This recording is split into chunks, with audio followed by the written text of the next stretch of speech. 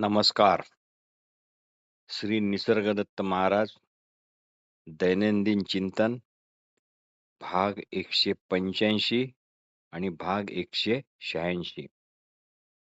तुम्ही जे असणेपणाने आहात, तुम्ही जे असणेपणाने आहात, या तुमच्या जन्मसिद्ध असणेपणाच्या हक्कापासून कोणीही तुम्हाला वंचित करू शकणार नाही. तुम्ही कोणापासूनही आणि कशापासूनही मुळीच भिन्न नाही आहात. माझ्याहूनही भिन्न नाही आहात. तुम्हाला हे माहीत नाही एवढेच, पण मला माहीत आहे. तुम्ही कोण आहात हे तुम्ही जाणत नाही, म्हणून तुम्ही जे नाही ते आपण असल्याची केवळ कल्पना तुम्ही करत राहता. म्हणूनच इच्छा आणि भीती, हताशा, निराशा यांची सहजपणे शिकार होता. माझ्यावर विश्वास ठेवा. मी तुम्हाला चुकीच्या मार्गाने कधीही नेणार नाही. मी जे काही सांगितले तेच पकडून ठेवा. सध्या तुम्ही स्वतःला जे जे समजता ते तुम्ही नाहीच. यालाच पकडून ठेवा. हे एकदा कळले की मग याच कळतेपणाला चिटकून राहा. श्री निसर्गदत्त महाराजांना एक प्रश्न विचारला गेला. तो असा, साधक विचारतो, आपण म्हटले, माझा जन्म होण्यापूर्वी मी शुद्ध स्वरूपाची एकरूप होतो. असे असेल तर माझा जन्म व्हावा असे कोणी ठरवले? यावर महाराज म्हणाले, सध्या तुमचा जन्म झाला आहे हा भ्रम तुम्ही मनी जोपासून हा प्रश्न विचारात आहात हे तुम्हाला कळत नाही काय? सध्या पण तुम्ही जसे पूर्वी, अर्थात पूर्वी हा शब्द तसा कालसंकल्पनेचा द्योतक आहे. म्हणून इथे तुम्ही सावध राहा. म्हणून काय, सध्या पण तुम्ही जसे पूर्वी पूर्वी पूर्वी म्हणून तुम्ही सर्वांचा असणेपणा म्हणूनच होता. पूर्वी तुम्ही सर्वांचा असणेपणा म्हणूनच होता. आताही सर्वांचा असणेपणा म्हणून तुम्ही तसेच आहात. यावरच चिंतन करा. एवढेच पुरेसे आहे. वस्तुतः कोणताच देह नाही, कुणाचाच देह नाही आणि देहांना धारण करणारे किंवा देहांना सहाय्य करणारे जग पण असे नाही. केवळ जी काही दिसते, भासते ती केवळ एक मानसिक रचना आहे, मानसिक अवस्था आहे, स्वप्नवत अवस्था आहे. हिच्या सत्तत्व्याबद्दल आणि हिच्या खरोखरच्या स्वरूपाबद्दल जे स्वतः आपण समजतो सध्या, त्याबद्दल जर तुम्ही शंका घेतली तर ती आपोआप जाईल. तुम्ही अगोदरपणाने असणारे शुद्ध असणेपण आहात. तुम्ही अगोदरपणाने असणारे शुद्ध असणेपण आहात. गुरुवचन ऐकायला मिळाले. कोणते? तू देह मन नव्हे. तू जगात नाही. जग तुझ्यात आहे. ही वचने प्रथम तुम्ही शक्यता म्हणून स्वीकारा व तळमळीने स्वतःला लागू होतात की काय ते पहा. सद्गुरु वचन आहे, तू सध्या स्वतःला जे जे समजतोस ते तू खात्रीने नाही. हे त्यांचे सद्गुरु वचन स्वतः तपासून पहा. केवळ खरे की खोटे याचा शोध घ्या. कळकळीचा शोध असेल तर हे कळेल की हे सर्व म्हणणे खरे आहे. तुम्ही अवकाशात काळात नाही तर अवकाश म्हणजे स्पेस किंवा टाइम किंवा नाही तर अवकाश आणि काळ तुमच्यात आहे. तुमच्यात आहे या म्हणण्यावरच ते अवलंबून आहे. तुमच्या ते आहेत या अशा म्हणण्यावरच स्थळ काळ अवलंबून आहेत.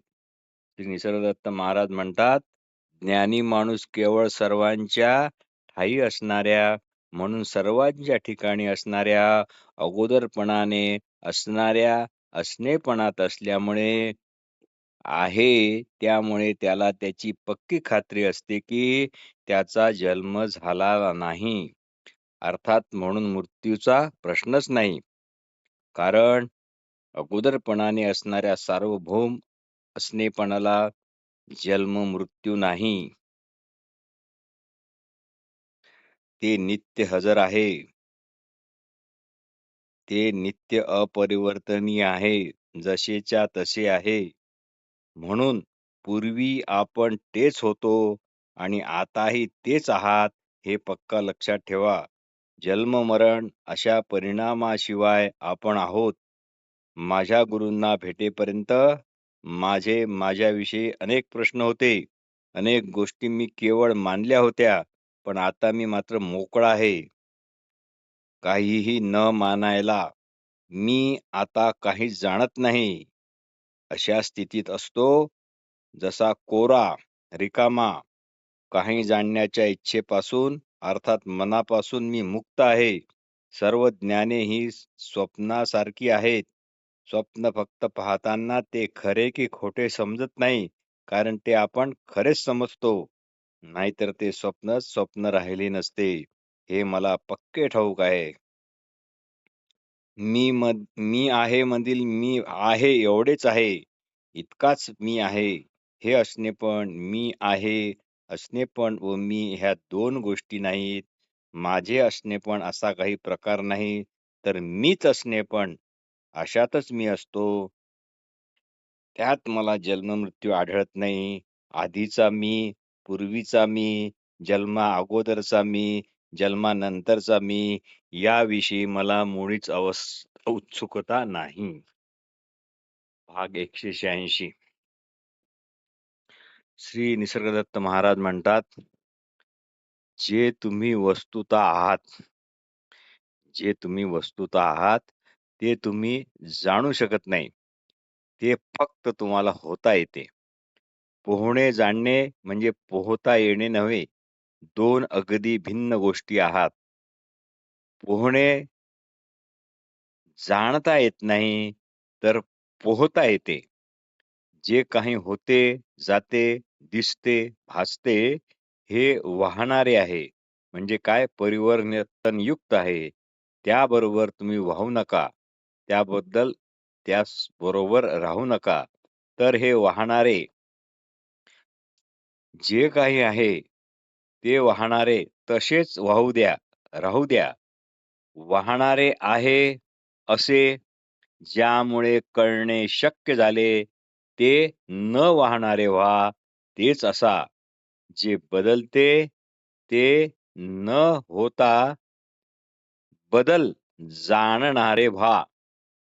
जे बदलते, ते न होता बदल जाणणारे व्हा. अव्यक्ताचे ज्ञान होऊच शकत नाही. कारण कोणतीही गोष्ट हीच ती आहे, याचे ज्ञान, याचा परिचय पूर्वी कधी झाला असेल, तरच तुम्ही त्या गोष्टीचे ज्ञान मिळवू शकाल. कारण ओळखणार कसे? म्हणून ती हीच गोष्ट आहे, हे तुम्ही केवळ त्या गोष्टीचा पूर्वपरिचय असेल, तरच ओळखू शकाल. अर्थात पूर्वपरिचय म्हटले की भूतकाळ मानगुटीवर बसला समजा. म्हणून आपले व्यक्त स्वरूपच जाणता येते. त्या व्यतिरिक्त शिल्की स्वरूप जे आहे, ते जाणता येत नाही. शिल्की स्वरूप म्हणजे अव्यक्त. आहो असा आपला अपरोक्ष अनुभव आहे. पुराव्याची गरज नाही. पण मी अमुक तमुक आहे, ही मात्र तुमची स्वतःविषयी तुम्ही केलेली रूढी आणि परंपरा यांनी ग्रस्त असलेली अशी एक कल्पना आहे, किंवा तो फक्त एक अनादी काळापासून चालत आलेला समजा असा एक गैरसमज आहे, मानव जातीतील गैरसमज. ज्याच्या आधारावर तुम्ही स्वतः अमुक तमुक म्हणून वावरता. त्या अगोदरपणाने असणाऱ्या शुद्ध असणेपणात काहीच बदल होत नाही.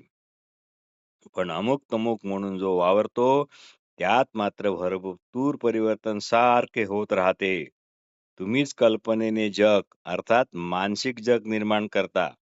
दगड, विटा, मातीचे नव्हे. मग त्याच्याबद्दल चिंता आणि काळजी करत बसता. भयभीत होता. मी आणि माझे यावरील सर्व लक्ष काढून मी आणि माझे हे तुम्हाला कशामुळे वाटते? त्याला आधार म्हणून काय आहे? जे आहे त्या असणेपणाकडेच लक्ष वळवा. म्हणजे काय? कल्पनेकडे अलक्ष करा. म्हणजे मी आणि माझी अशी पकड जरा ढिली होईल. मोकळे मोकळे वाटेल. बस एवढेच पुरेसे आहे. यात तुम्ही अधूनमधून चुकला, पण त्याची काळजी मात्र अजिबात करू नका. पुन्हा प्रयत्न करा. पुन्हा असा. वस्तुत्याग हा त्या वस्तूचा फोलपणा किंवा त्यावरील निरर्थकता कळल्यामुळे झाला पाहिजे. वस्तुत्याग हा त्या वस्तूचा फोलपणा आणि त्यातील निरर्थकता कळल्यामुळे झाला पाहिजे. म्हणून तो अशा प्रकारे झालेला वस्तुत्याग हा टिकाऊ असतो. तुम्हाला कशाचीही गरज नाही. म्हणजे अगोदरपणा, असणेपणा यालाच कशाची गरज नाही. तुमच्या देहाची पण गरज नाही. तुमचा देह असला तरी इतरांच्या देहात असणेपणा आहे पण किंवा अगोदरपण जसे असणेपण तुमच्यात आहे, ते त्यांच्या ठिकाणी तसेच आहे. कवडीचाही आणि काडीचाही फरक नाही. एखादा सोन्याचा दागिना वितळवला तरी त्याचे नाम रूप जाते. पण इतर दागिन्यात जे वितळवलेले सोने नाही, जेथे सोने जे आहे, म्हणून ते तसेच सोने राहते. मग तुमचा याच दागिन्यात सोनेपणाने राहण्याचा आग्रह हा मूर्खपणाचा आहे हे कळते. भिन्न नामरूपाने चे तसेच आहे. तुम्ही नेहमी कल्पित सुरक्षितीच्या जगात जगता. जगात सुरक्षितता अशी मुळात गोष्टच नाही. ती मनाने केवळ केलेली कल्पना आहे. ती केवळ कल्पनाच आहे. सुरक्षिततेचे घेतलेले सोंग तुम्ही काढून टाका. शहामृग भीतीने डोके रेतीत खुपसून घेतो आणि आपण फार सुरक्षित आहो असे तो समजतो. म्हणून सुरक्षितेचे महत्त्व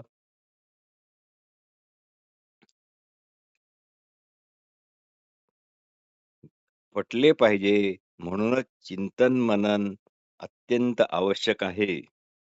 सुरक्षितेचे महत्त्व म्हणजे जगात सुरक्षितता अशी मुळात गोष्टच नाही याचे